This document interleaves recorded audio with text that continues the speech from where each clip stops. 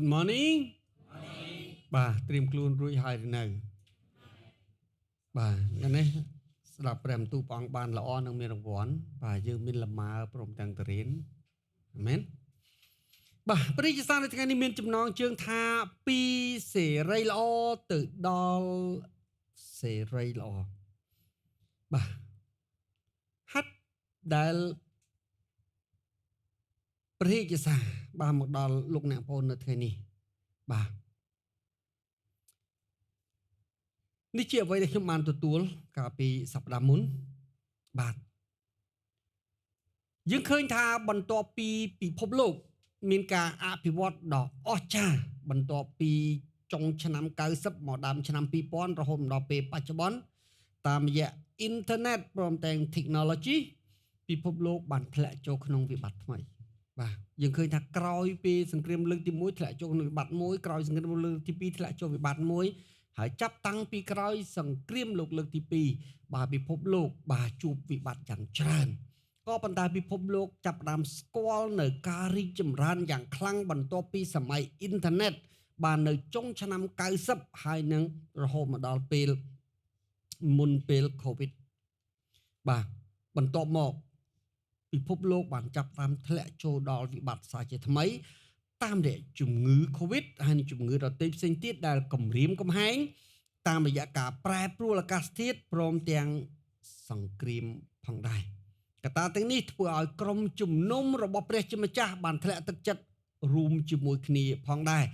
សម្រាប់ក្រុមជំនុំណាដែលបដោតទៅលើតែសាច់ឈាមឬកិច្ចការងារនៅលើផែនដីតែប៉ុណ្ណោះដូច្នេះហើយបានជានៅថ្ងៃនេះខ្ញុំចង់រំលឹកលោកអ្នកបងប្អូនឡើងវិញអំពីគម្រោងការរបស់ព្រះជាម្ចាស់ប្រយោជន៍ឲ្យយើងបានរស់នៅទាំងមានសង្ឃឹមហើយរងចាំសម្រាប់ការយាងមករបស់ព្រះដ៏ជាម្ចាស់ខព្រះគម្ពីរដែលយើងទើបនឹងអានអំញ្ញមិញជាមួយនឹងដុកទ័រលូកានៅក្នុងព្រះគម្ពីរកូរិនថូសខ្សែទី2ជំពូកបាទ3ខ18ប៉ូលបានលើកទឹកចិត្តដល់ក្រុមជំនុំរបស់ផងព្រះបាទដើម្បីឲ្យពួកគេមានសង្ឃឹមពីព្រោះនៅក្នុងស្ថានភាពបាទសម័យពួកសាវកនោះឯងក្រុមជំនុំត្រូវហុំព័ទ្ធដោយបន្ទុកបញ្ហាជាច្រើននៅក្នុងសម័យកាលនៃចក្រភពដែលរ៉ូមគ្រប់គ្រងពិភពលោកបាទពួកគេបាត់បង់ទ្រព្យសម្បត្តិផ្ទះសម្បែងបាត់បង់កម្មសិទ្ធិបាត់បង់ក្រុមគ្រួសារហើយរស់នៅដោយភាពក្រខ្សត់ព្រមទាំងមានជំងឺនិងសង្គ្រាមព្រមទាំងការគំរាមកំហែងផ្សេងជាពិសេសនៅក្នុងសេចក្តីជំនឿរបស់ផងគេបាទចេញអំពីរឿងទាំងអស់នោះឯងដែលពួកគេបានបាត់បង់នៅក្តីសង្ឃឹមបាទហើយពោលបានលើកទឹកចិត្តទៅកាន់ក្រុមជំនុំរបស់ផងព្រះថាកុំឲ្យគេផ្ដោតទៅតែបន្ទុកកុំឲ្យគេផ្ដោតទៅលើតែបញ្ហាកុំឲ្យគេផ្ដោតតែលើតែរឿងរ៉ាវខាងឯសាច់ឈាមរបស់ផងគេតែគេដែលទទួលព្រះយេស៊ូវជាអង្គម្ចាស់និងជាព្រះសង្គ្រោះហើយសូមឲ្យគេសម្លឹងមើលទៅព្រះដ៏ជាម្ចាស់លោកប៉ូលបានប្រៀបធៀបពួកជំនុំរបស់ផងព្រះជាម្ចាស់បាទប្រៀបដូចជាកូនក្រមុំបាទដែលគេដែលបានបើកស្បៃបន្ទាប់ពីរៀបវិវាហមង្គលការលោកនិយាយថាម៉េចបាទយើងឃើញនៅកន្លែងនេះធម្មតាកូនក្រមុំដែលរៀបវិវាហមង្គលមុនពេលដែលរៀបការមុនពេលដែលជួបកូនកំឡោះបាទពួកគេបានបិទស្បៃមុខមិនឲ្យអ្នកដទៃផ្សេងទៀតបានឃើញនៅឡើយក៏ប៉ុន្តែបន្ទាប់ពីពេលដែលពួកគេបានចាប់ផ្ដើមរៀបការហើយបាទកូនក្រមុំត្រូវបានបើកស្បៃដើម្បីបង្ហាញព្រះភ័ក្ត្រនៅចំពោះមុខកូនកំឡោះរបស់ផងខ្លួនហើយស្បៃនៅក្នុងព្រះគម្ពីរតែងតែជានិមិត្តរូបនៃរបាំងបាទនៃការខណ្ឌនៃការចែកនៃភាពមិនច្បាស់លាស់ឬក៏ក្រឹតវិន័យផងដែរបាទប៉ុន្តែនៅក្នុងកន្លែងនេះបន្ទាប់បាទលោកប៉ូបានលើកទឹកចិត្តក្រុមជំនុំថាបន្ទាប់ពីយើងបានទទួលព្រះយេស៊ូវគ្រីស្ទជាអង្គម្ចាស់និងជាព្រះអង្គសង្គ្រោះហើយបាទពួកបរិសុទ្ធរបស់ផងព្រះដ៏ជាម្ចាស់ដែលរស់នៅក្នុងគ្រាព្រះគុណរស់ក្នុងគ្រាសញ្ញាថ្មីមិនមែនជាពួកជំនុំដែលមើលទៅកាន់ប្រក្រតីដោយស្រពេចស្រពិលទេឡើយប៉ុន្តែពួកគេត្រូវបានបើកស្បៃមុខរបស់ផងគេចេញបាទហើយបាទមួយផ្សេងទៀតមុនដើម្បីឲ្យលោកអ្នកបងប្អូនយល់នឹងអត្ថបទព្រះគម្ពីរនេះលោកអ្នកបងប្អូនត្រូវយល់ពីកញ្ចក់សម័យ2000ឆ្នាំមុននិងកញ្ចក់នាពេលបច្ចុប្បន្នកញ្ចក់នៅសម័យ2000ឆ្នាំមុនគឺជាកញ្ចក់ដែលធ្វើពីលោហៈធាតុមិនមែនធ្វើពីកញ្ចក់សពថ្ងៃទេបាទប្រៀបដូចជាស្ពាន់លង្ហិន ដែលគេបាទផែឲ្យភ្លឺហើយខាត់ឲ្យរលុងបាទដូចមាសដែលយើងអញ្ចឹងពេលដែលលោកអ្នកបងមើលលោកអ្នកបងមើលបែបស្រមោលឃើញតែទ្រង់ទ្រាយបាទប៉ុន្តែมันមានភាពច្បាស់លាស់នៅឡើយ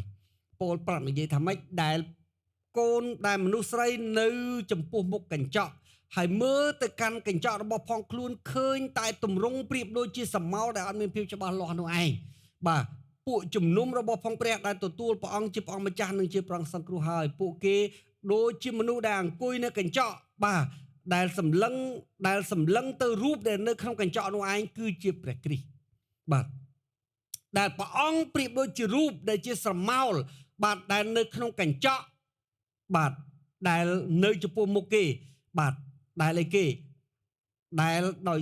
បាទនឹងច្បាស់បន្តិចម្ដ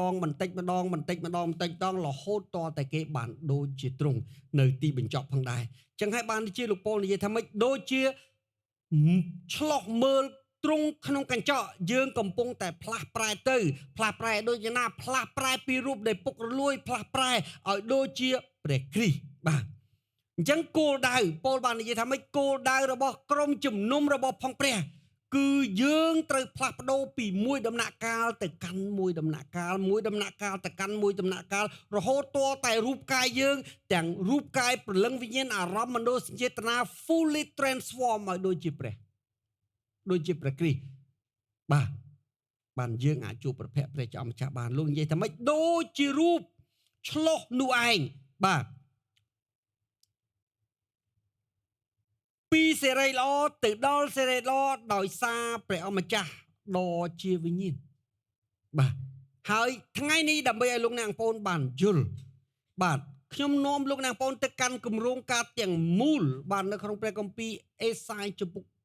61បាទគឺមួយជំពូកតែម្ដងបាទពីខ1រហូតដល់ខ11បាទព្រះគម្ពីរនេះគឺនិយាយអំពីរឿង3យ៉ាង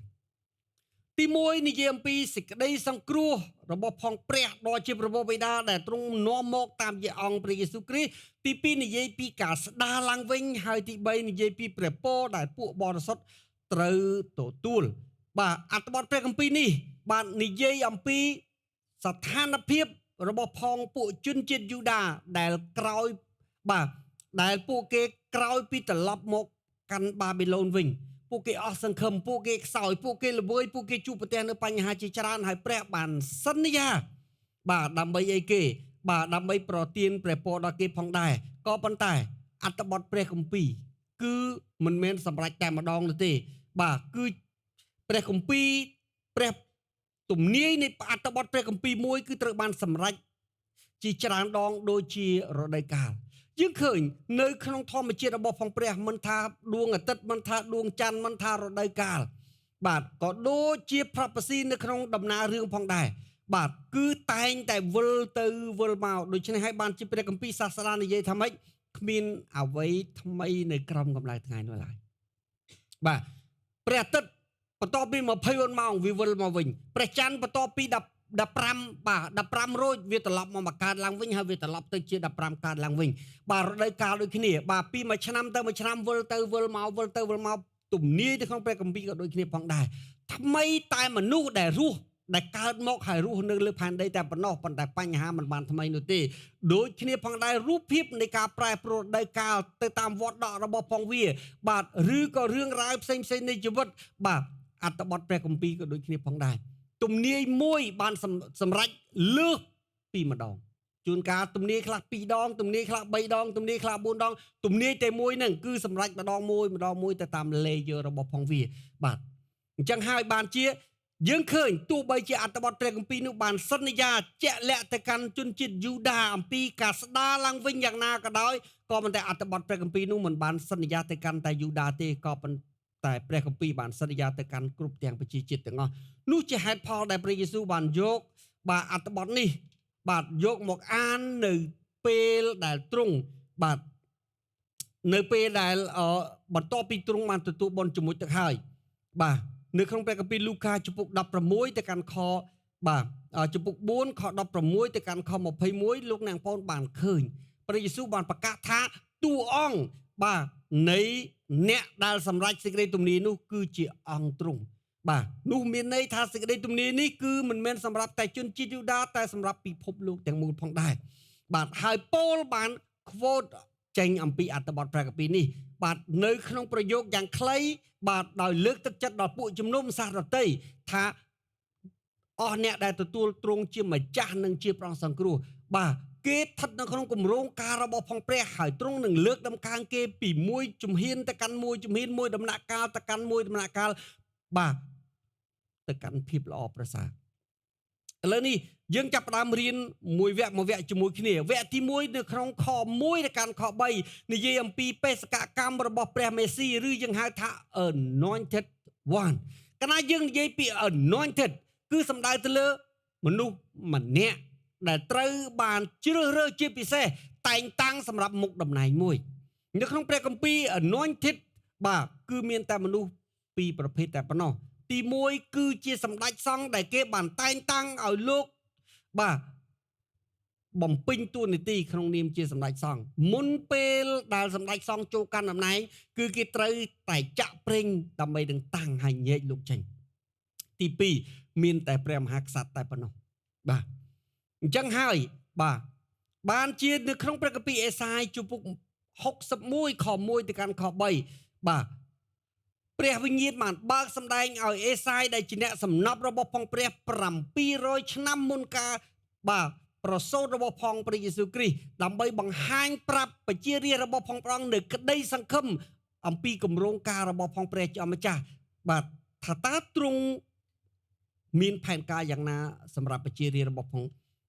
ទ្រង់ផងដែរហើយសេចក្តីសន្យានេះក៏សម្រាប់ខ្ញុំនិងលោកអ្នកបងប្អូននៅថ្ងៃនេះបាទនៅក្នុងអេសាយជំពូក61ខ1ទៅកាន់ខ3ព្រះវិញ្ញាណនៃព្រះអម្ចាស់សន្ធិដ្ឋលើខ្ញុំបាទខ្ញុំនៅកន្លែងនេះគឺ anointed one គឺសំដៅទៅលើព្រះយេស៊ូវ700ឆ្នាំមុនគេមិនដឹងទេថាខ្ញុំនេះជានរណាក៏ប៉ុន្តែបាទ700ឆ្នាំក្រោយពួកជំនុំនៅក្នុងគ្រាសញ្ញាថ្មីឥតមានអ្នកណាមិនដឹងនោះទេពីព្រោះព្រះយេស៊ូវជាអ្នកមានបន្ទូលដោយអង្គទ្រង់ថាខ្ញុំគឺទ្រង់បាទតាមរយៈព្រះគម្ពីរលូកាជំពូក4ដូច្នេះមិនមែនស្មានឬប្រហែលទៀតបាទពីព្រោះព្រះអម្ចាស់យេហូវ៉ាទ្រង់ចាក់ប្រេងតាំងខ្ញុំបាទឲ្យផ្សាយដំណឹងល្អដល់មនុស្សតក្រទ្រង់ចាត់ខ្ញុំឲ្យមកដើម្បីនឹងប្រោសលោះដល់ពួកដែលមានចិត្តសង្រេងនិងប្រកាសពីសេចក្តីប្រោសលោះដល់ពួកឆ្លើយហើយពីការដោះលែងពួកអ្នកដែលជាប់ចំណងយើងឃើញនៅក្នុងខ1ព្រះគម្ពីរបាននិយាយអំពីអ្នកតល់ក្របាទអ្នកមានចិត្តសោកសង្រេងបាទព្រះជាម្ចាស់បានប្រោសលោះព្រមទាំងដោះលែងគេតើអ្នកណាជាអ្នកតល់ក្រហើយអ្នកណាជាអ្នកសោកសង្រេងបាទលោកអ្នកបងប្អូនមើលនៅក្នុងបាទសេចក្តីបង្រៀនតាក់ទងនឹងព្រះគម្ពីរម៉ាថាយស្តីអំពីមានពរហើយយើងហៅ Beatitude of Jesus បាទសេចក្តីបង្រៀនអំពីព្រះពរនៅក្នុងព្រះគម្ពីរម៉ាថាយបាទយើងឃើញថាអ្នកតល់ក្រដែលព្រះគម្ពីរចង់និយាយមិនសំដៅទៅលើអ្នកក្រខាងសាច់ឈាមទេក៏ប៉ុន្តែសំដៅទៅលើអ្នកក្រខាងព្រលឹងវិញ្ញាណតើអ្នកណាទៅជាអ្នកក្រខាងព្រលឹងវិញ្ញាណបាទអ្នកបាទសោកសង្រេងក៏មិនមែនសំដៅទៅលើអ្នកសោកសង្រេងខាងសាច់ឈាមដែរតែសំដៅទៅលើអ្នកសោកសង្រេងខាងឯវិញ្ញាណតើសោកសង្រេងខាងវិញ្ញាណគឺមានន័យយ៉ាងម៉េចព្រះគម្ពីរចង់និយាយថាអ្នកក្រនិងអ្នកសោកសង្រេងគឺជាមនុស្សដែលដឹងថាខ្លួនជាមនុស្សមានបាបហើយខ្លួនមិនអាចជួយខ្លួនឲ្យរួចពីអំពើបាបបានឡើយអ្នកដែលទទួលស្គាល់ថាខ្លួនជាមនុស្សមានបាបហើយខ្លួនមិនអាចសង្គ្រោះខ្លួនឯងសាសនាណាមួយក៏មិនអាចសង្គ្រោះខ្លួនឯងហើយត្រូវការសេចក្តីសង្គ្រោះជាចាំបាច់ពីព្រះជាម្ចាស់ទទួលស្គាល់នៅស្ថានភាពខាងវិញ្ញាណរបស់ខ្លួននោះហើយគឺជាអ្នកក្រខាងវិញ្ញាណ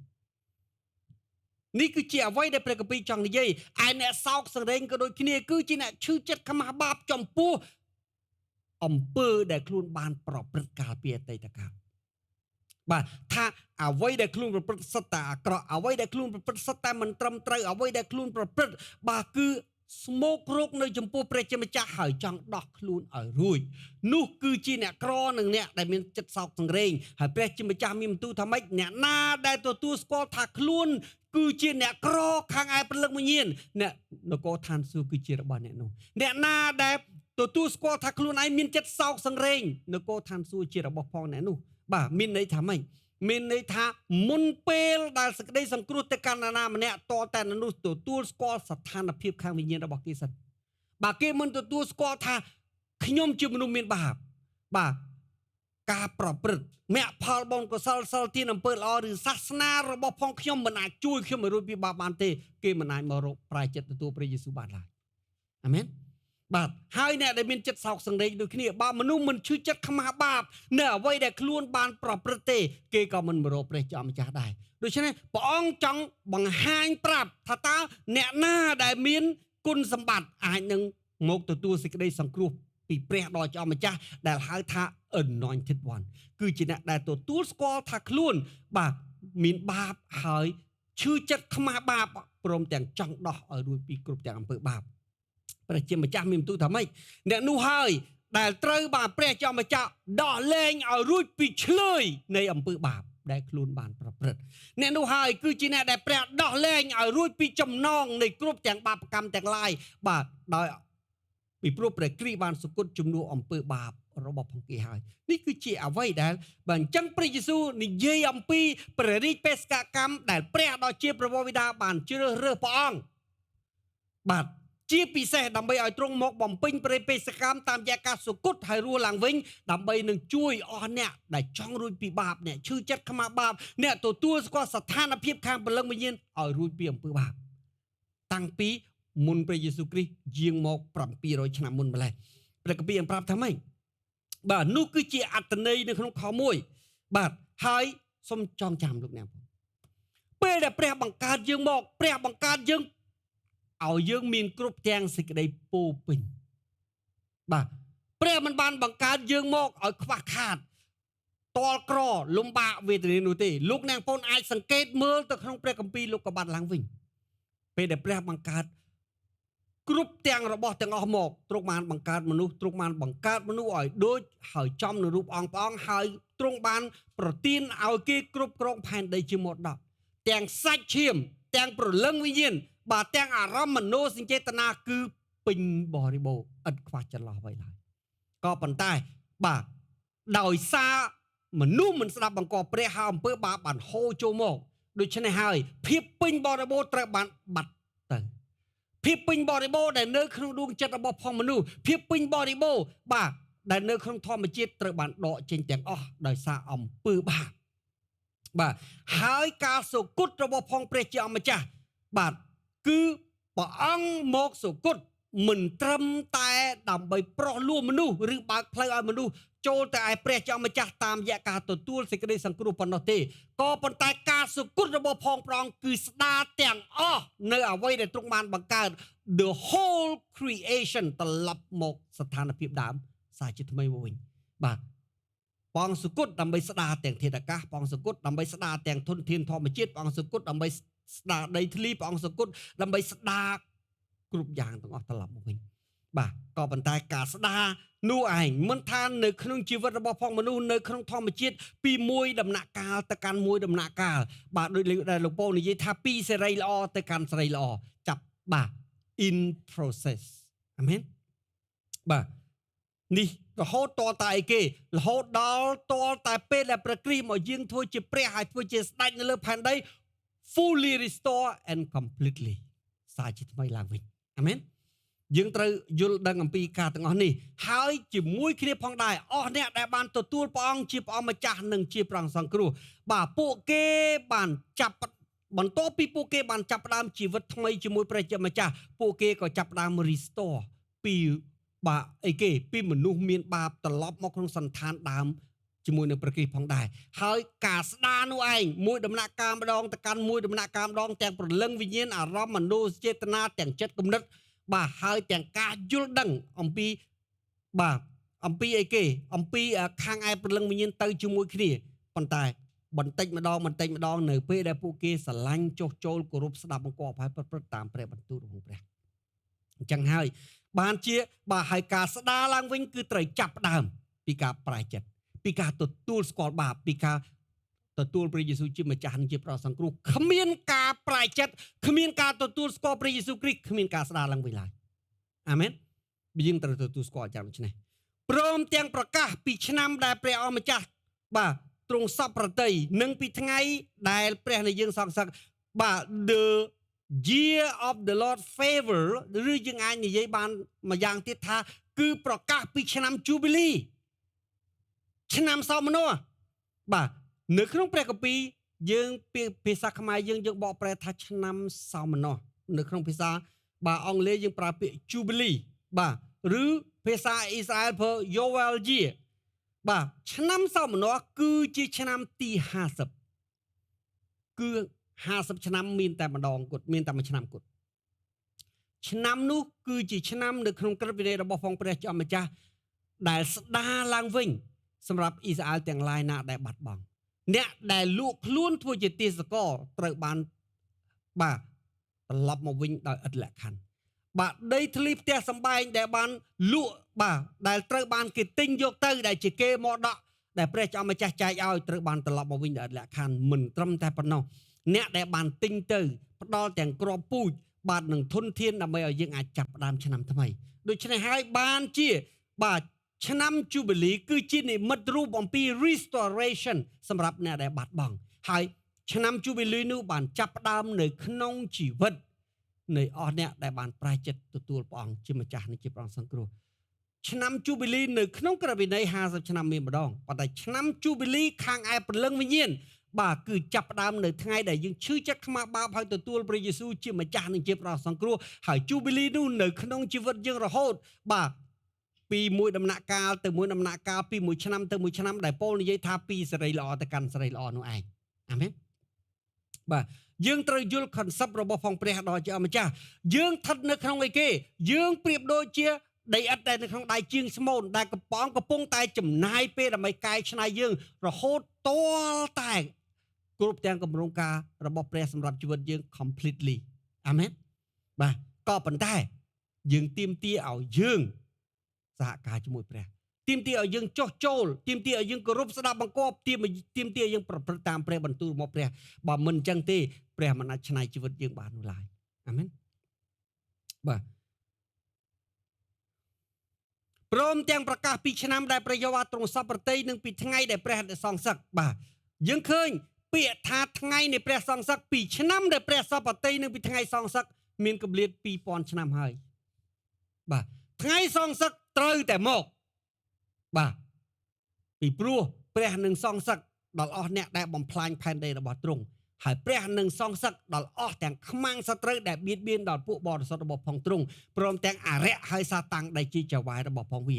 នៅថ្ងៃមួយគឺនៅបាទចុងរាជ 6000 ឆ្នាំបាទហើយការសងសឹកនោះគឺចាប់ផ្ដើមជាមួយនឹងសង្គ្រាមយ៉ាងធំនៅវាលអឺម៉ាកេដូននៅចុងឆ្នាំទី 6000 នោះឯងបាទមុនពេលដែលចាប់ផ្ដើមរាជ 1000 ឆ្នាំបាទមុនពេលដែលចាប់ផ្ដើមរាជ 1000 ឆ្នាំប៉ុន្តែហើយថ្ងៃនោះជិតមកដល់ហើយបាទថ្ងៃនោះជិតមកដល់ហើយបាទយើងឃើញព្រមទាំងកំសាន្តចិត្តនៃពួកអ្នកសោយសោកឥឡូវមុនពេលព្រះអង្គបិទវងកញ្ចក់អំពីរឿងថ្ងៃសង្សឹកបាទពីព្រោះបាទនៅក្នុងអេសាយ 61និយាយអំពីដំណឹងល្អមិនមែននិយាយពីការជំនុំជម្រះនោះទេបាទអញ្ចឹងហើយបានជានៅពេលដែលព្រះយេស៊ូវគ្រីស្ទយកអត្ថបទនេះមកប្រកាសនៅក្នុងព្រះគម្ពីរលូកាជំពូក 4ព្រះអង្គមិនបាននិយាយពីថ្ងៃសង្សឹកនោះឡើយតែព្រះអង្គនិយាយអំពីដំណឹងល្អនៃការស្ដារឡើងវិញព្រះអង្គថាម៉េចបាទអស់អ្នកដែលទទួលព្រះអង្គជាម្ចាស់និងជាព្រះអង្គសង្គ្រោះបាទត្រឡប់ទៅវិញមុនថ្ងៃដែលយើងទទួលព្រះអង្គជាម្ចាស់និងជាព្រះអង្គសង្គ្រោះព្រះគម្ពីរបាន painting បងបាន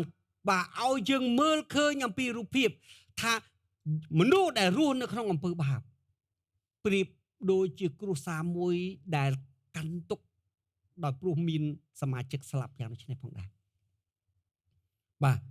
គឺជាគ្រួសារមួយដែលស្លៀកពាក់សម្ពុតថ្មី គឺជាគ្រួសារមួយដែលរយផេះនៅលើក្បាលដើម្បីបង្ហាញនៅទុក្ខរកិរិយារបស់ផងខ្លួននេះគឺជាវប្បធម៌របស់អាស៊ីអាមែនបាទអញ្ចឹងនៅពេលដែលមានអ្នកណាម្នាក់ស្លាប់តើអ្នកដែលនៅរស់គេធ្វើម៉េចគេស្លៀកគេយកកណាត់ថ្មីបាទយកមកកាត់ធ្វើជាសម្លៀកបំពាក់ហើយបន្ទាប់មកគេយកថ្មីមកចងធ្វើជាឈ្នួតក្បាលរបស់ផងគេយកផេះមករយនៅលើក្បាលរបស់ផងគេបង្ហាញអំពីទុក្ខរកិរិយាបាទនៃការមានទុក្ខយ៉ាងធ្ងន់ធ្ងរដោយព្រោះគេបាត់បង់សមាជិកទីស្រឡាញ់របស់ផងគេព្រះយករូបភាពនៃមនុស្សដែលកាន់ទុក្ខគ្រួសារដែលស្លាប់នោះឯងមកពន្យល់អំពីចំណងនៅក្នុងជីវិតរបស់ផងមនុស្សបាទថាអស់អ្នកដែលរស់នៅក្នុងអំពើបាបហើយជាប់ចំណងបាទគេគឺជាអ្នកដែលមានទុក្ខយ៉ាងធ្ងន់សង្កត់នៅក្នុងចិត្តរបស់ផងគេដូចជាមនុស្សណាម្នាក់ដែលមានសមាជិកស្លាប់យ៉ាងដូចនេះផងដែរបាទអញ្ចឹងដែលមនុស្សមានសមាជិកស្លាប់គេយកថ្មីមកធ្វើជាមកកត់បាទឬក៏មកឈ្នួតក្បាលគេយកថ្មីបាទមកស្លៀកសម្លៀកបំពាក់គេយកផេះមករយបាទនៅលើក្បាលជាយ៉ាងណាអស់អ្នកដែលរស់នៅក្នុងអំពើបាបហើយរស់នៅក្នុងចំណងនៃបាទអំណាចនៃអំពើបាបគឺមានរូបភាពយ៉ាងដូចនេះផងដែរក៏ប៉ុន្តែមានកាយកើតឡើងដំណឹងល្អនោះគឺថានៅថ្ងៃដែលគេទទួលស្គាល់ថាគេមិនអាចជួយសង្គ្រោះខ្លួនគេបានគេលន់តួគេសាររបៀបបាបហើយប្រែចិត្តទទួលព្រះអង្គជាម្ចាស់និងជាព្រះសង្គ្រោះបាទយ៉ាងមិនដែរសន្តានរបស់គេត្រូវបានផ្លាស់ប្ដូរគឺអីគេបាទផេះដែលនៅលើក្បាលរបស់ផងគេត្រូវបានជំនួសដោយភួងផ្កាអាវថ្មីបាទដែលក្របលើខ្លួនរបស់គេត្រូវបានដោះចេញហើយបំពាក់អាវនៃសេចក្តីសុចរិតបាទហើយយ៉ាងមិនដែរក្លិនឆ្អាបឆ្អេះរបស់ផងគេត្រូវបានជំនួសដោយគ្រឿងក្រអូបនេះគឺជាអ្វីដែលព្រះគម្ពីរចង់និយាយក្នុងខ3ចែកដល់ពួកអ្នកដែលសោយសោកអ្នកណាគឺជាពួកដែលប្រែចិត្តបាទពីអំពើបាបរបស់ផងគេនោះឯងបាទនៅក្រុងស៊ីយ៉ូនបានភួងលំអជំនួសផេះអាមែនលោកអ្នកតើគេបំពាក់ភួងផ្កានៅពេលណាពីររឿងមួយរឿងគេបំពាក់ភួងផ្កាសម្រាប់អ្នកដែលបានទទួលជ័យលាភីអីមួយឈ្នះរង្វាន់អីមួយឬក៏ឈ្នះការប្រកួតអីមួយអាមែនបាទទី2អ្នកនឹងត្រឡប់មកពីបាទយ៉ាងមិនដែរជោគជ័យនៅក្នុងការសិក្សារៀនសូត្រជោគជ័យក្នុងបេសកកម្មទើបគេបានទទួលភួងផ្កាត្រូវអត់នៅពេលដែលបងប្អូនក្រុមគ្រួសាររបស់ផងយើងមកពីក្រៅបាទមកពីប្រកួតកីឡាអូឡ িম্প ិកបានមេដាយមាសគេធ្វើអីគេពាក់ភួងផ្កាហើយឬក៏ក្រុមគ្រួសាររបស់ផងយើងដែលទៅបំពេញបេសកកម្មមួយហើយត្រឡប់មកវិញបាទបំពាក់ភួងផ្កាឲ្យនៅពេលដែលកូនរបស់ផងយើងទទួលសញ្ញាបត្រឪពុកម្ដាយតែងតែទិញភួងផ្កាឲ្យដើម្បីជាកាដូមែនអត់បាទអញ្ចឹងភួងផ្កាជានិមិត្តរូបអំពីអ្នកដែលបានប្រឡងជាប់អ្នកដែលមានជ័យជំនះបាទអ្នកដែលបាទត្រឡប់មកពីបេសកកម្មដោយសុវត្ថិភាពបាទហើយព្រះចောင်းម្ចាស់មានបន្ទូលថាម៉េចអស់អ្នកដែលទទួលស្គាល់សន្តានរបស់ផងខ្លួនហើយប្រាជ្ញចិត្តទទួលព្រះអង្គជាព្រះអង្គម្ចាស់ជាព្រះអង្គសង្គ្រោះគឺជាមនុស្សដែលមានជ័យជំនះពិតប្រាកដពីព្រោះយ៉ាងមិនដែរគេអត់ end up in hell គេអត់បញ្ចប់នៅក្នុងឋាននរកទេប៉ុន្តែគេនឹងបញ្ចប់នៅជាមួយព្រះជាម្ចាស់ពីព្រោះព្រះគ្រីស្ទបានសគត់ជំនួសបាបគេហើយការទទួលស្គាល់សន្តានរបស់ផងខ្លួនហើយប្រាជ្ញចិត្តទទួលព្រះយេស៊ូវជាម្ចាស់ជាព្រះអង្គសង្គ្រោះគឺជាការចាប់ផ្ដើមជីវិតដែលពោពេញដោយជ័យជំនះអាមែននេះគឺជាអ្វីដែលព្រះគម្ពីរចង់និយាយប្រេងបាទលំអបាទជំនួសបាទសេចក្តីសោយសោកតើយើងប្រើទឹកអប់នៅពេលណាយើងប្រើប្រេងក្អមនៅពេលណាជាទូទៅមនុស្សនៅសម័យមុនបាទគេប្រើប្រេងក្អមដើម្បីអីគេបាទមានតែគ្រួសាររាជវង្សឬក៏ពួក noble family ទេដែលគេប្រើបាទឬក៏គេប្រើសម្រាប់ស្ត្រីកមុំនៅពេលណា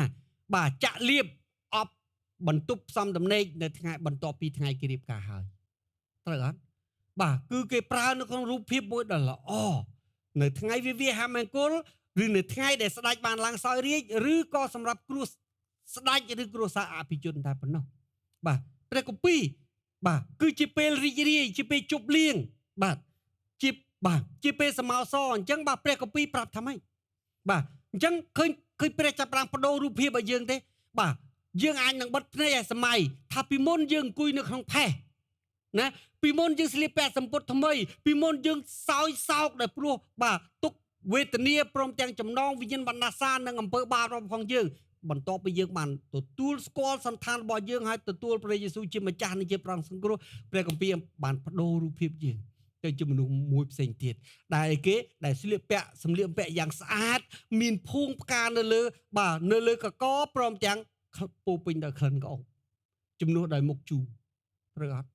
នេះគឺជាសន្តានទី1បាទហើយបាទប្រេងនៃសេចក្តីអំណរជំនួសសេចក្តីសៅសោកព្រមទាំងបំពាក់អាវនៃសេចក្តីសរសើរបាទអាវកិត្តិយសជំនួសទុកធ្ងន់ដែលគ្របបាទសង្កត់ដើម្បីឲ្យគេបានហៅថាជាដើមឈើនៃសេចក្តីសុចរិតបាទគឺជាដើមឈើដែលព្រះយេហូវ៉ាបានដាំប្រយោជន៍ឲ្យទ្រង់បានដំកើងឡើងលោកនេះកាលណាយើងនិយាយអំពីការដាំដើមឈើអត់ដាំឲ្យធំតែមួយថ្ងៃទេ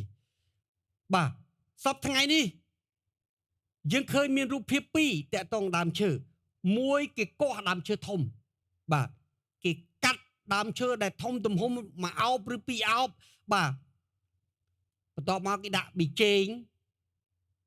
ដាក់អីគេបាទគូជុលបាទអត់ទេអត់ជឿខ្ញុំបាទបើមិនជឿសួរនៅគ្រូស៊ូអាប្តីគាត់បាទធ្លាប់កោះដើមឈើហើយចេះបច្ចេកទេសហ្នឹងមានប៊ីចេងមានគោជុលបាទខារ៉ាបាវបាទដើម្បីធ្វើឲ្យរឹសរបស់ផងដើមឈើដែលធំនឹងដុះឡើងវិញមិននៅគ្រូស៊ូអាឡើងមកលើ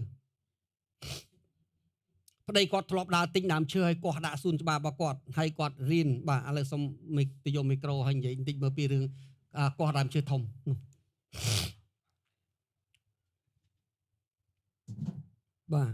តើខ្ញុំនិយាយត្រូវអត់ឲ្យរៀបរាប់តិចមើលមានគ្រឿងអីខ្លះខ្ញុំរៀងផ្លេចដែរប៉ុន្តែខ្ញុំអ្នកកោផ្ទាល់ដៃខ្ញុំនៅបវលមានប្តីខ្ញុំក៏ដើរទិញដើមឈើពីស្រែមកដើមធ្នង់នៅដីខ្ញុំមានប្រហែលជា50ដើមហើយគាត់យកមកដាំខ្លួនឯងគាត់ដាក់ប៊ីចេងដាក់កាពិដាក់ខារ៉ាបាវខ្ញុំឆ្ងល់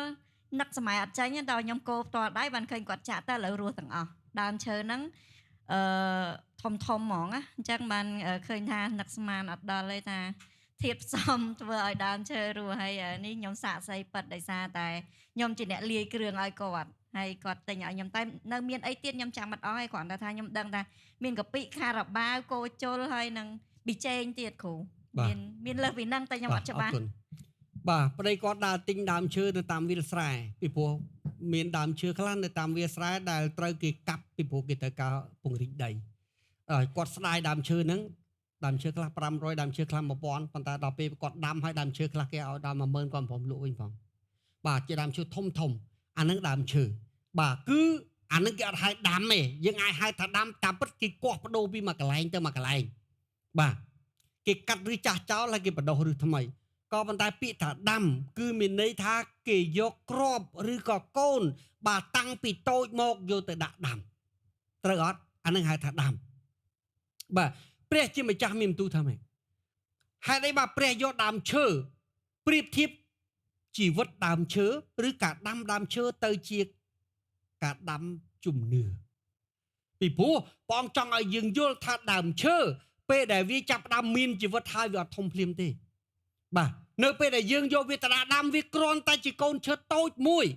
បាទប៉ុន្តែនៅពេលដែលយើងដាំបន្ទាប់ពីយើងស្រោចទឹកយើងថែរក្សាមិនយូរប៉ុន្មានដើមឈើនោះកាន់តែខ្លាំងទៅបាទកាន់តែធំទៅរហូតដល់ទៅជាដើមឈើមួយដែលផ្ដល់មកលុបត្រឈឹងត្រឈៃដែលសត្វអាចធ្វើសម្បុកនឹងជ្រកនៅទីនោះបានបាទ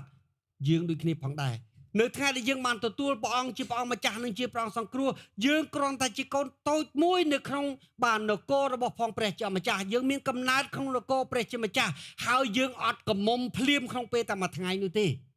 បាទក៏ប៉ុន្តែតាមរយៈការចុះចូលគោរពស្ដាប់បង្គាប់នឹងការកោតខ្លាចព្រមទាំងការប្រព្រឹត្តនឹងព្រះបន្ទូលរបស់ផងព្រះដ៏ជាម្ចាស់បាទជំនឿរបស់ផងយើងដែលបានទទួលព្រះអង្គពីថ្ងៃដំបូងនោះចាប់ផ្ដើមអភិវឌ្ឍធំបាទលូតលាស់រហូតដូចជាដើមឈើមួយដ៏ធំយ៉ាងដូចនេះផងដែរបាទហើយអ្វីដែលព្រះជាម្ចាស់និយាយអំពីការរីកចម្រើនលូតលាស់មិនមែនយល់ដឹងព្រះគម្ពីរច្រើនទេណាមិនបាទគ្រប់គ្នាខ្លាយជាអ្នកបម្រើព្រះឬខ្លាយជាគង្វាលទេការរីកចម្រើន យល់ដឹងហើយលូតលាស់នៅក្នុងជំនឿគឺសំដៅទៅលើអត្តចរិត character ភាពបរិសុទ្ធអាមែនអញ្ចឹងហើយបាទព្រះគម្ពីរនិយាយអំពីដើមឈើនៃសេចក្តីសុចរិតបាទពីមុនយើងគិតយ៉ាងម៉េចយើងប្រព្រឹត្តយ៉ាងម៉េចយើងរស់នៅយ៉ាងម៉េចវាជារឿងផ្សេងប៉ុន្តែបន្ទាប់ពីយើងទទួលព្រះអង្គជាម្ចាស់និងជាព្រះអង្គសង្គ្រោះហើយបាទព្រះគម្ពីរប្រាប់ថាឲ្យយើងរស់នៅក្នុងជីវិតដែលស្អាតដែលបរិសុទ្ធក៏ប៉ុន្តែដោយតែដើមឈើអញ្ចឹងវាអត់ធំត្រឡប់ទៅជាដើមមួយអោបឬពីរអោបក្នុងពេលតែមួយឆ្នាំយ៉ាងណាភាពបរិសុទ្ធនិងសេចក្តីសុចរិតរបស់ផងយើងក៏មិនមែនបានត្រឡប់ទៅជាសេចក្តីសុចរិតបាទគ្រប់លក្ខនៅក្នុងពេលតែមកប្រព្រឹត្តថ្ងៃដែរក៏ប៉ុន្តែយើងត្រូវតែអភិវឌ្ឍអាមែនបាទយើងត្រូវតែអភិវឌ្ឍនៅថ្ងៃបាទដែលយើងទទួលព្រះអង្គជាព្រះអង្គម្ចាស់និងជាព្រះអង្គសង្គ្រោះយើងមានគ្រាប់ពូជនៃសេចក្តីសុចរិតពីព្រោះអីគេដោយសារលោហិតនិងអំណាចដ៏មានជាស្ដាររបស់ព្រះអង្គនិងព្រះវិញ្ញាណដែលបញ្ចាំចិត្តរបស់ផងយើងគ្រាប់ពូជនៃសេចក្តីសុចរិតបានដាំនៅក្នុងជីវិតរបស់ផងយើងហើយបានចាប់ផ្ដើមពេញជាបន្លកហើយក៏ប៉ុន្តែបាទហើយតាមរយៈការចោះចូលការគោរពការស្ដាប់បង្គាប់និងការប្រព្រឹត្តតាមព្រះបន្ទូលព្រះអង្គបាទអត្តចរិតរបស់ផងព្រះគ្រីស្ទបានចាប់ផ្ដើមរីកចម្រើនបាទហើយធំធាត់បន្តិចម្ដងដោយកាយដោយវាចាដោយចិត្តរហូតតតែយើងដូចព្រះគ្រីស្ទចាំទេព្រះគម្ពីរកូរិនថូសខ្សែទី2ចំពុក3ខ18ពោលថាម៉េចបាទយើងដូចជាមនុស្សនៅថ្ងៃដែលយើងទទួលជឿព្រះអង្គយើងបានបើកស្បែកហើយយើងដូចជាកំពុងអង្គុយក្នុងកញ្ចក់បាទធម្មតាបើយើងគិតពីកញ្ចក់ពេលបច្ចុប្បន្នរូបភាពដ៏ពិតប្រាកដនៅក្រៅកញ្ចក់នៅខាងក្នុងកញ្ចក់ជាសម្ោលក៏ប៉ុន្តែបើយើងមើលទៅក្នុងព្រះគម្ពីរយ៉ាងម៉េចដែរព្រះគម្ពីរបានប្រាប់ថាសម្ោលស្ទង់នៅក្នុងកញ្ចក់ធ្វើពីលោហៈនោះគឺជាព្រះគ្រីស្ទហើយយើងនៅខាងក្រៅមិនព្រះអង្គដូចយើងទេតែយើងត្រូវដូចព្រះអង្គតាមរយៈកាយវាចាតាមរយៈចិត្តនិងអត្តចរិតអញ្ចឹងហើយបាទខ្ញុំនិយាយថាម៉េចបើអត់បរិសុទ្ធអត់ជួបព្រះទេ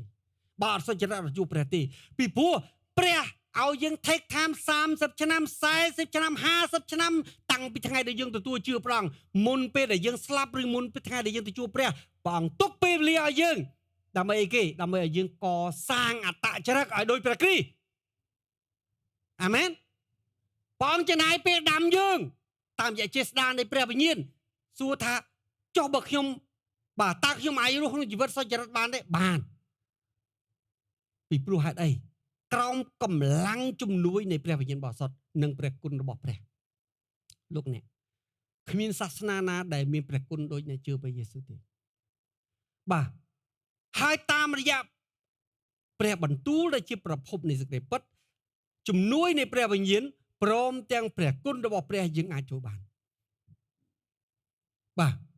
តើយើងត្រូវការព្រះគុណយ៉ាងម៉េចខ្ញុំឧទាហរណ៍ដដែលឧបមាថាឥឡូវខ្ញុំនិយាយរឿងសាមញ្ញខ្ញុំតែងតែឧទាហរណ៍រឿងផ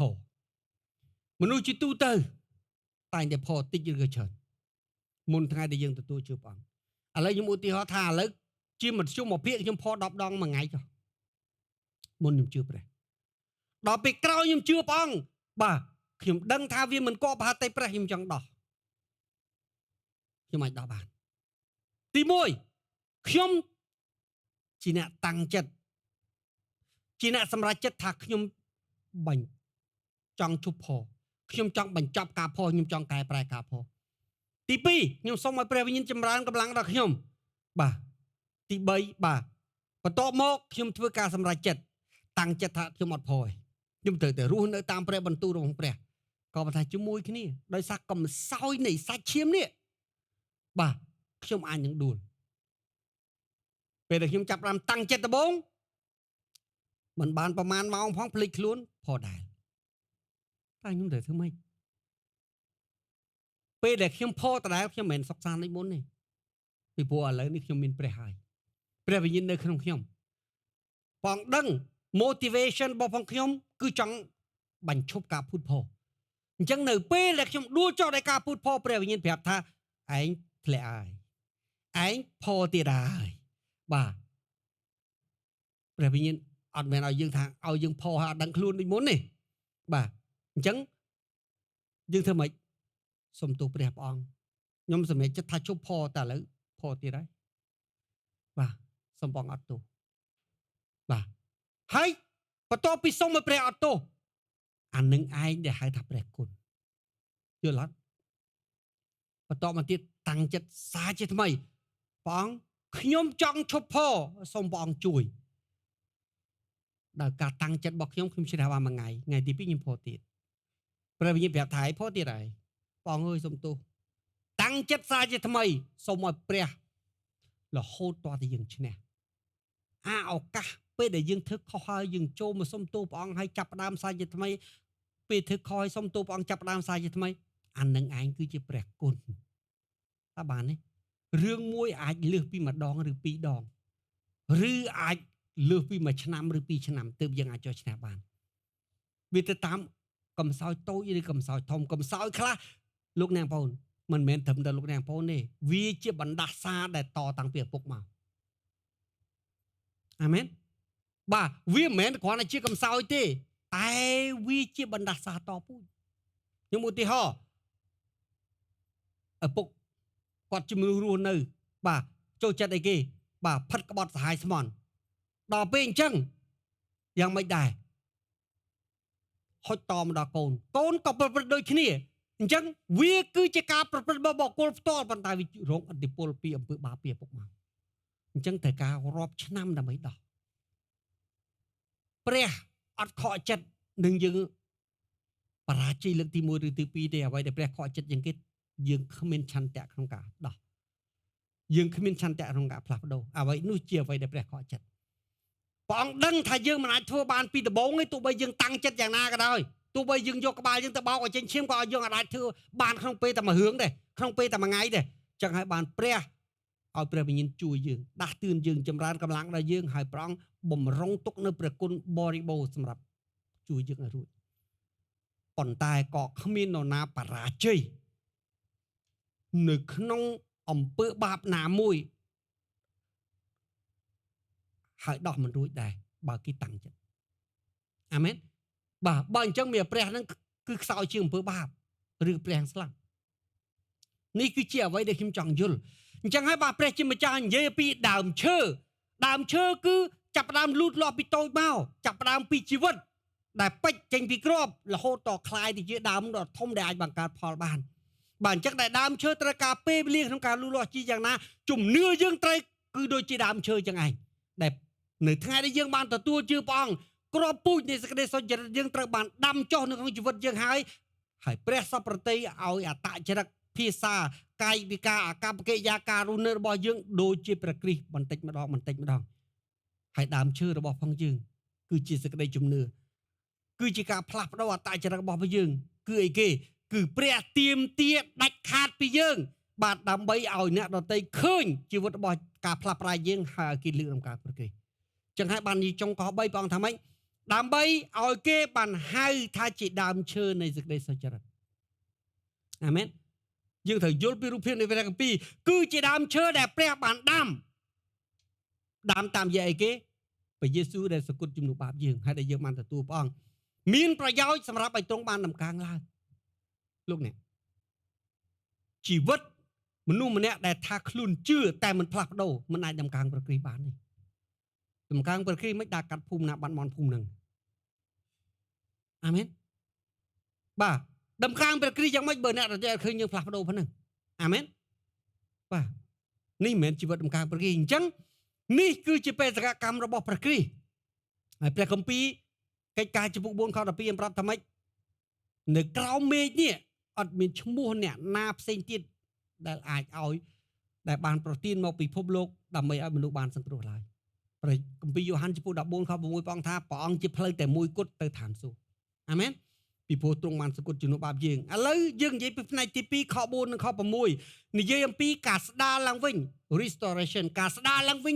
2ទី1ព្រះអង្គនិយាយអំពីអីគេអំពីព្រះអង្គប្រៀបធៀបពីសំណង់បាទផ្ទះរបស់យើងដែលកាលពីមុននោះបាទជាភូមិគ្រឹះដ៏ស្កឹមស្កៃក៏ប៉ុន្តែដោយសារសង្គ្រាមត្រូវបានបំផ្លាញដល់គ្រឹះបាទគឺជាអីគេបាទហើយរូបភាពនឹងគឺជាអីរូបភាពនឹងគឺ គឺជាអំពើបាបនោះបន្ទាប់ពីយើងបានទទួលជឿព្រះអង្គព្រះអង្គនាំយើងត្រឡប់មកកាន់កន្លែងដើមយើងវិញហើយឲ្យយើងស្ដារគ្រឹះនឹងសារជាថ្មីទូនោះនិយាយពីអីនិយាយពីទី1គឺនិយាយអំពីធនធាន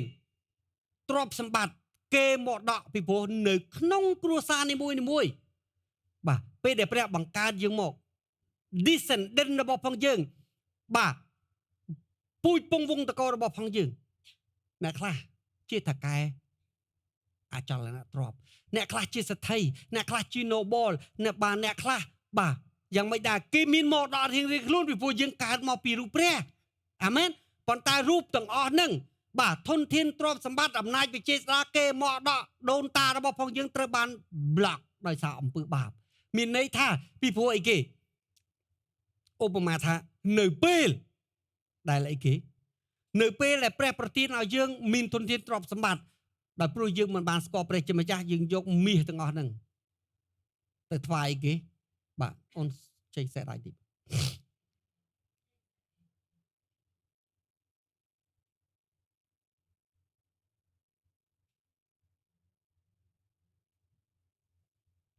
បូមួយទៀត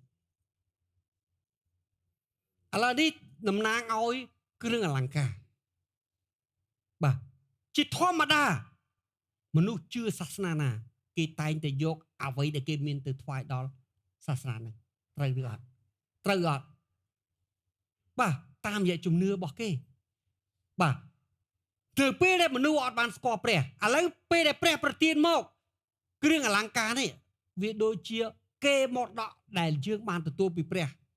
នៅក្នុង descendant នីមួយពួកព្រះបង្កើតមកបាទ bloodline នីមួយព្រះអង្គមានផែនការជាក់លាក់មិនមែនព្រះអង្គបង្កើតយើងមកចោលទៅពីទេបាទហើយព្រះអង្គឲ្យអ្នកខ្លះមានប្រាជ្ញាអ្នកខ្លះសម្រស់អ្នកខ្លះយ៉ាងមិនដែរភាពវៃឆ្លាតអ្នកខ្លះទៀតធនធានទ្រព្យសម្បត្តិអ្នកខ្លះទៀតពូជពងវងតកូលព្រះឲ្យគ្មានអ្នកណាអន់ជាងអ្នកណាទេប៉ុន្តែដល់ពេលយើងអត់ស្គាល់ព្រះជាម្ចាស់យើងយកសម្រស់យើងទៅថ្វាយព្រះណាបាទយើងយកសម្រស់យើងទៅថ្វាយជំនឿរបស់ផងយើងហើយបន្ទាប់មកយ៉ាងមិនដែរអរិយចាប់ផ្ដើមទទួលយកសម្រស់របស់ផងយើងហើយសម្រស់នោះត្រឡប់ទៅជាជាប់ចំណងដល់បានទេសម្រស់នោះត្រឡប់ទៅជាជាប់ចំណងដល់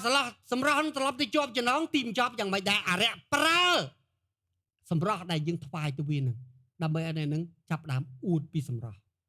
មោទនភាពនឹងសម្រស់បាទហើយប្រើសម្រស់នឹងក្នុងផ្លូវរឿងមិនត្រឹមត្រូវស្ដាប់បានទេកន្លែងនេះ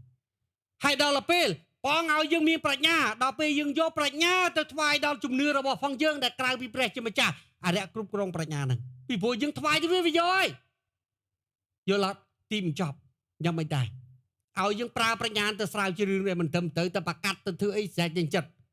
បាទនៅពេលដែលយើងព្រះអង្គឲ្យយើងមានទ្រព្យសម្បត្តិហើយយើងយកទ្រព្យសម្បត្តិទៅថ្វាយដល់អរិយសាតាំងទទួលយកហើយអញ្ចឹងវាគ្រប់គ្រងទ្រព្យសម្បត្តិទាំងអស់ហ្នឹងហើយទីបញ្ចប់យ៉ាងមិនដែរអ្នកក្រុមគ្រួសារត្រឡប់ទៅជាក្រខ្សត់អត់បានទេកន្លែងនេះបាទសុំចងចាំទី1បាទគ្រប់គ្នាត្រូវចងចាំថាពេលកើតមកព្រះអង្គបង្កើតយើងពិសេសដាច់ដោយឡែកហើយព្រះអង្គតែងតែប្រទានឲ្យយើងមានមរតកក្នុងរឿងអីមួយដែលអ្នកដទៃគ្មានប៉ុន្តែដោយព្រោះបុព្វបុរសរបស់ផងយើងមិនស្គាល់ព្រះជាម្ចាស់គេបាទលោកបានយកអ្វីដែលលោកមានដែលរាប់ជារបស់ដីធ្លីទ្រព្យសម្បត្តិផ្ទះសម្បែងគេមកដាក់បាទធនធានសពបែបសពយ៉ាងហ្នឹងឯងដែលលោកមានយកទៅថ្វាយជំនឿចាស់របស់លោកហើយបាទទីបញ្ចប់របស់ទាំងអស់នោះត្រឡប់ទៅជាជាប់អន្ទាក់នៅក្នុងចំណងវិញ្ញាណបណ្ដាសាបាទហើយគ្រួសារហ្នឹងបាទត្រឡប់ទៅជាក្រអូបានអ្នកមានអ្នកដែលធ្លាប់ជាកហបដីតាក់តងដីធ្លីទីបញ្ចប់រត់ទៅដីនៅអត់បានដោយសារអីគេដោយសារឯងថ្វាយតែអរិយអញ្ចឹងវាយកហើយដីហ្នឹងបាទហើយព្រះគម្ពីរនេះគឺបាទអាកន្លែងហ្នឹងឯងដែលព្រះគម្ពីរអេសាយនេះបានប្រាប់ថាម៉េចបាទយើងប្រៀបដូចជាម្ចាស់គេហដ្ឋានមួយដ៏ធំក៏ប៉ុន្តែដោយសារអំពើបាបរបស់យើងប្រៀបដូចជារូបសាច់របស់យើងជួបសង្គ្រាមអញ្ចឹងខ្មាំងសត្រូវវាយលុកមកចូលមក វាយបំបាក់ខ្ទេចដុតផ្ទះអស់លីងសល់គ្រឹះហើយចាប់យើងយកទៅធ្វើទាសកហើយទីបញ្ចប់យ៉ាងម៉េចដែរនៅថ្ងៃដែលយើងបានទទួលព្រះអង្គជាព្រះអង្គម្ចាស់ជាព្រះអង្គសង្គ្រោះព្រះអង្គបានរំដោះយើងពីទាសកហើយនាំយើងមកកាន់មកដល់ដើមវិញដើម្បីឲ្យយើងសង់គ្រឹះនឹងយល់វិញចង់និយាយនេះគឺជាអ្វីដែលព្រះគម្ពីរចង់បញ្យល់ប្រាប់យើងឲ្យយើងយល់ពីរូបភាពធំបាទគេនឹងសង់អស់ទាំងទីតើគេមានដីប្រមាណកន្លែងតើគេមានមកដល់អីខ្លះតើមកដល់គេជាប់ចំណងកន្លែងណាអាមែនបាទគេនឹងសង់អស់ទាំងទីដែលខូចពីដើមឡើងវិញមានន័យថាម៉េចពីមុនគេមានផ្ទះសម្បែងដីធ្លីគេមានភូមិគ្រឹះគេមានវាមានគេមានធនធានទ្រព្យសម្បត្តិតែត្រូវបានបាត់បង់ដោយសារអំណាចនៃបាបប្រៀបដូចជាមនុស្សដែលគេដែលត្រូវខ្មាំងសត្រូវចូលមកបំផ្លិចបំផ្លាញឲ្យចាប់យកទៅទាសកលនោះអាមែនបាទនៅថ្ងៃដែលយើងបានទទួលជឿព្រះអង្គយើងត្រូវបានដោះលែងពីទាសកលឲ្យមកជាមនុស្សដែលមានសេរីភាពឡើងវិញត្រឡប់មកកាន់គេមកដាក់ឡើងវិញហើយយើងមានលទ្ធភាពស្ដារអញ្ចឹងហើយបានជាខ្ញុំបញ្យល់ប្រាប់លោកអ្នកបងប្អូនថាអស់អ្នកដែលទទួលព្រះយេស៊ូវជាម្ចាស់និងជាព្រះអង្គសង្គ្រោះគឺជាមនុស្សដែលព្រះបានហៅជាពិសេសពីក្នុងគ្រួសារមួយអ្នកត្រូវយល់ថាអ្នកព្រះបានប្រើនៅក្នុង bloodline របស់អ្នកដើម្បីឲ្យស្ដារ descendant អ្នកឡើងវិញបាទអ្នកត្រូវធ្វើជាសម្ដេចសង្ឃដ៏ត្រឹមត្រូវតាមរយៈការរស់នៅស្គាល់សិទ្ធិស្គាល់អំណាចចុះចូលគោរពស្ដាប់បង្គាប់តាមរយៈការគោរពស្ដាប់បង្គាប់របស់ផងអ្នកព្រះនឹងស្ដារគ្រួសារអ្នកមួយដំណាក់កាលម្ដងឲ្យគេបានស្គាល់ឲ្យគេបានលឺឲ្យគេបានទទួលជឿឲ្យគេបានទទួលលើភាពសម្បូរសប្បាយដោយសារអ្នកអាមែនហើយរូបភាពនឹងណារូបភាពនឹងគឺដូចរូបភាពលោកអាប់រ៉ាហាំចឹងឯងបន្ទាប់ពីពេលដែលលោកបានប្រឡងជាប់បាទតាមរយៈការថ្វាយអ៊ីសាក់ប្អូនរបស់ផងលោកបាទប្អូនថ្លៃរបស់ផងលោកដែលជាស្ត្រីត្រឡប់ទៅជាមានកូនជាបរិបូរណ៍គេអត់ដឹងអីផងនៅ700-800គីឡូពីលោក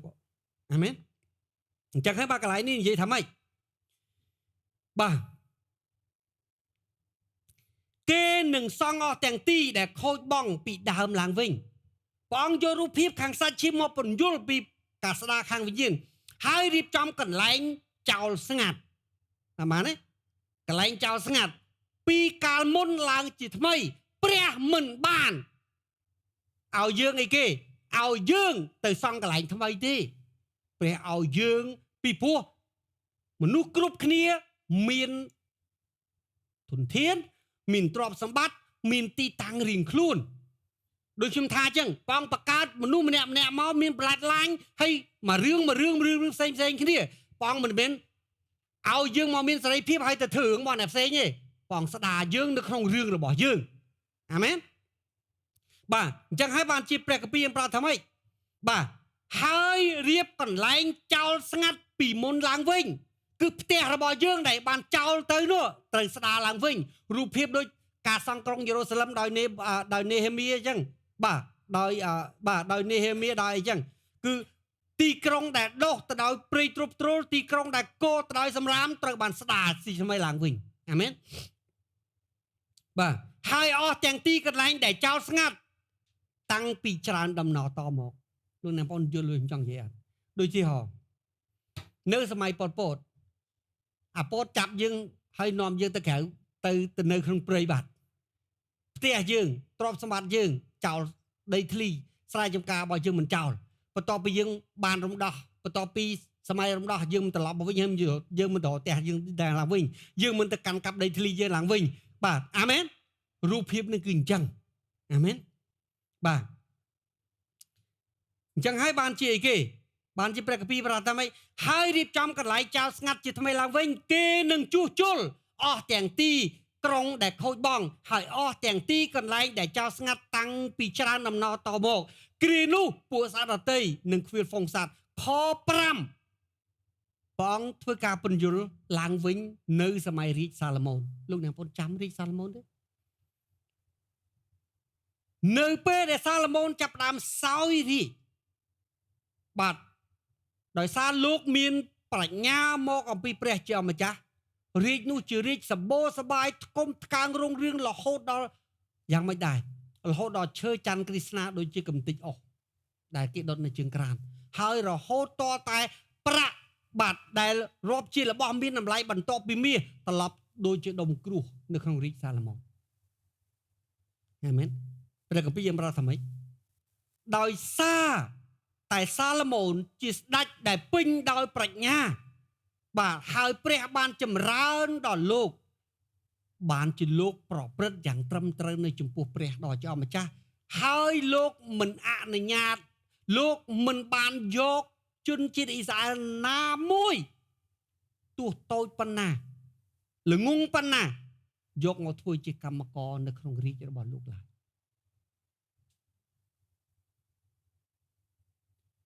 នៅក្នុងរាជសាឡូមោនអ្នកស៊ីឈ្នួលទាំងអស់ទេសកលអ្នកបម្រើ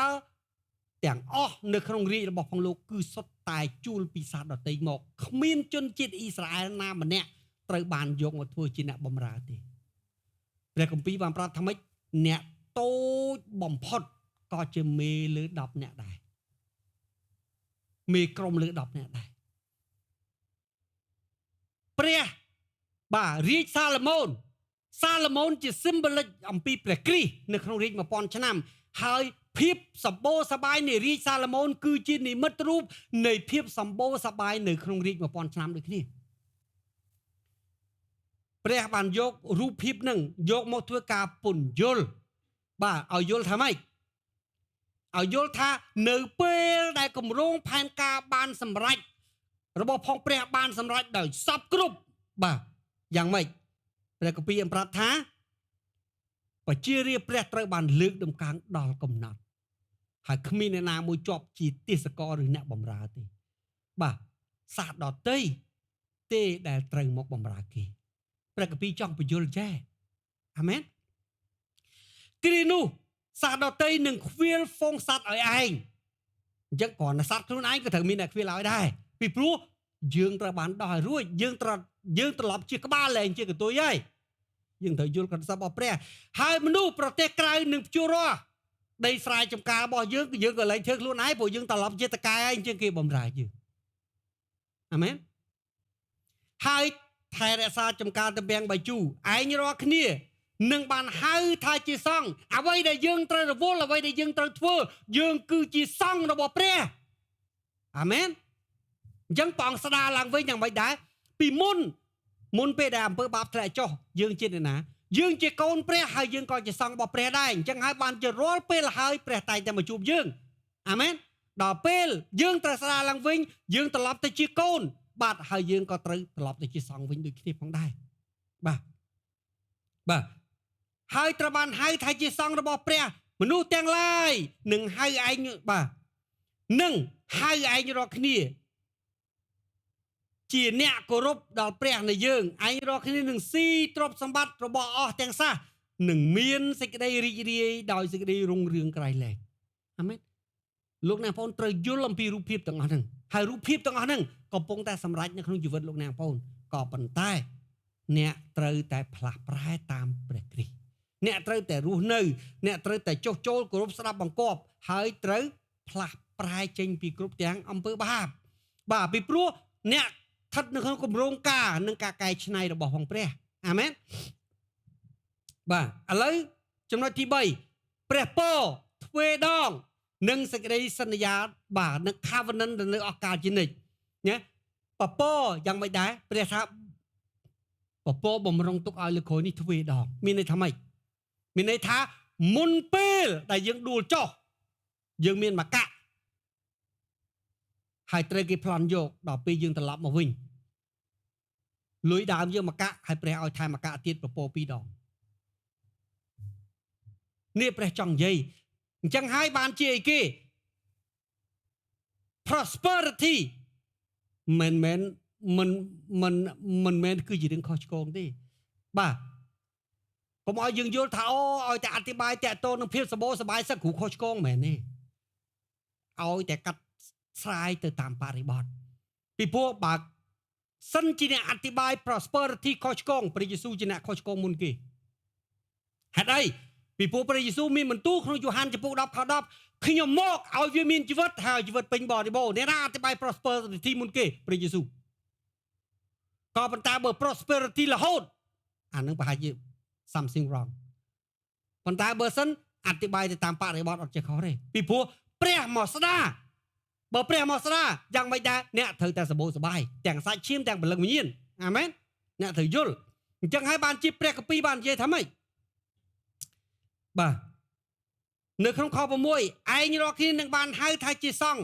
បាទមនុស្សទាំងឡាយនឹងហៅឯងរាល់គ្នាថាជាអ្នកគោរពដល់ព្រះនៅយើងឯងរាល់គ្នានឹងស៊ីទ្រព្យសម្បត្តិរបស់អស់ទាំងសះហើយបាទនឹងរីករាយហើយនឹងមានសេចក្តីរីករាយ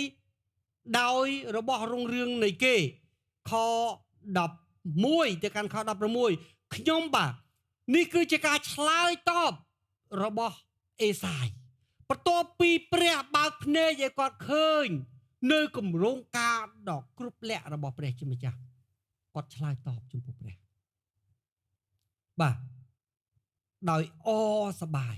បាទឥឡូវនេះយើងមើលការឆ្លើយតបរបស់ហោរ៉ាអេសាយខ្ញុំនឹងអសប្បាយចំពោះព្រះយេហូវ៉ាខ្ញុំនឹងរីករាយចំពោះព្រះនៃខ្ញុំពីព្រោះទ្រង់បានប្រដាប់ខ្លួនខ្ញុំដោយសម្លៀកបំពាក់នៃសេចក្តីសង្គ្រោះអាមែនទ្រង់បានគោរពខ្ញុំកន្លែងនេះមិនមែនព្រះយេស៊ូវទេបាទខ្ញុំកន្លែងនេះគឺអេសាយពីព្រោះនេះជាផ្នែកអត្ថបទនៃការឆ្លើយតបទៅនឹងការបើកសម្ដែងអាមែន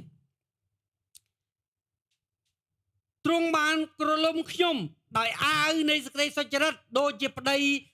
ថ្មងថ្មីដែលតែងខ្លួនដោយគ្រឿងលម្អ